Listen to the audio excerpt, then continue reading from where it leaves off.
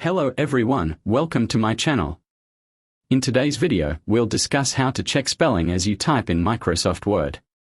Turning this feature on while you type can save time and keep your documents error-free. So, let's get started. First, open your Word document. Click on the File tab in the top left corner of the Word window. Navigate to the Options section at the bottom of the menu. Here, you'll find settings related to customizing Word's behavior and appearance. In the Options window, select Proofing from the left-hand pane. Under the Spelling section, look for the checkbox labeled Check Spelling as you type.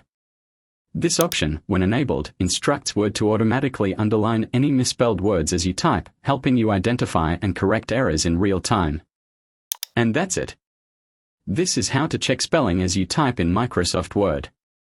If you found this video helpful, don't forget to like and subscribe to our YouTube channel. Thanks for watching.